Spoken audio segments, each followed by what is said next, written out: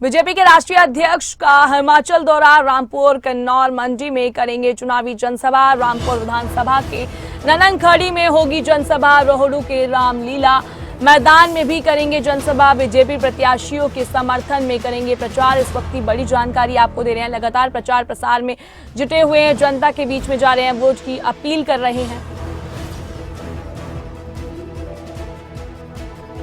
ननखड़ी में भी जाएंगे और वहीं आपको बता दें कि इस वक्त की बड़ी जानकारी आपको दे रहे हैं। बीजेपी के राष्ट्रीय अध्यक्ष का हिमाचल दौरा। रामपुर, किन्नौर, मंडी में करेंगे चुनावी जनसभा और वहीं रामपुर विधानसभा के ननखड़ी में होगी जनसभा।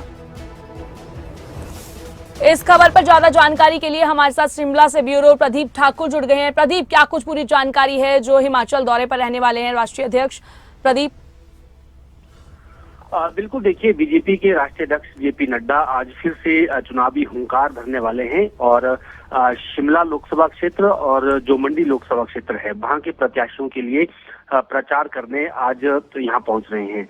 और जो पहला कार्यक्रम है वो किन्नौर विधानसभा क्षेत्र में होगा और ये क्योंकि किन्नौर जो मंडी लोकसभा क्षेत्र है उसके अंतर्गत ये जो है ये भी विधानसभा क्षेत्र उसी में आता है, तो वहां पर शोरटू मैदान है जहां पर जनसभा को संबोधित करेंगे जेपी नड्डा और लगभग 11 बजे के आसपास उनका वहां पहुंचने का कार्यक्रम है।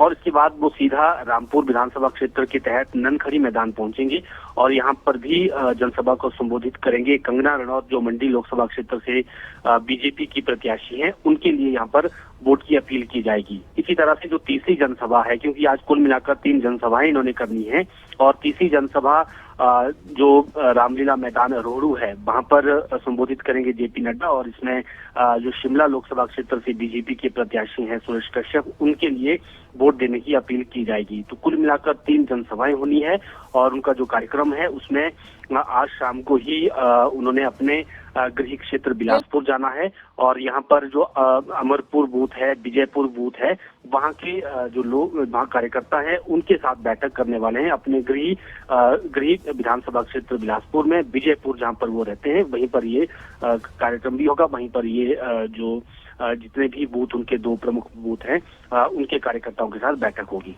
जी प्रदीप, बात करें मंडी सीट इस वक्त हॉट सीट बनी हुई है और वहां से कांग्रेस पार्टी से विक्रमादित्य सिंह है और वहीं बीजेपी से कंगना रनौत है, तो कैसे कुछ समीकरण देखने को मिल सकते हैं प्रदीप? बिल्कुल, देखिए, क्योंकि मंडी लोकसभा क्षेत्र इस बार हॉट सीट बनी हुई है और ये चर्चा का केंद्र भी बनी हुई है, तो ऐसे में इस पर ही सारा फोकस बड़े नेताओं का भी है। और क्योंकि कंगना रनौत बेशक मंडी लोकसभा क्षेत्र से ही ताल्लुक रखती है, मंडी जिला से ही वो ताल्लुक रखती है, भामला में उनका गांव पड़ता है, लेकिन उनका समय ज्यादातर मुंबई में बीता है और फिल्मी दुनिया में वहां पर वो काम कर रही थी। एक प्रसिद्ध फिल्म अभिनेत्री के तौर पर खुद को स्थापित किया है। दूसरी तरफ अगर विक्रमादित्य सिंह की बात करें तो पूर्व मुख्यमंत्री स्वर्गीय वीरभद्र सिंह के बेटे हैं और एक बड़ा राजनीतिक लेगेसी इनकी यहाँ पर है।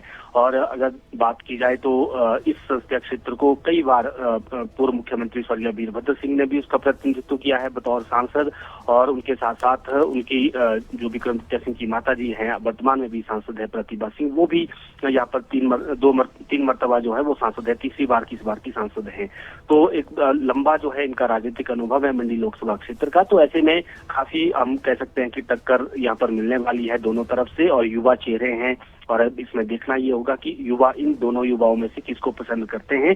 हालांकि बड़े नेता भी पूरी ताकत लगाए हुए यहाँ पर हैं। नेता प्रतिपक्ष जयराम ठाकुर जो मंडी लोकसभा क्षेत्र से ही आते हैं, वो हर जगह जा रहे हैं, हर जगह वोटिंग के लिए अपील कर रहे हैं, लोगों से समर्थन मांग रहे हैं और कंगना रनौत को भी अपने साथ लेकर जा रहे हैं, क्योंकि बड़ा चेहरा इस वक्त मंडी लोकसभा क्षेत्र में बीजेपी के पास जयराम ठाकुर ही हैं, तो उनको आगे किया जा रहा है।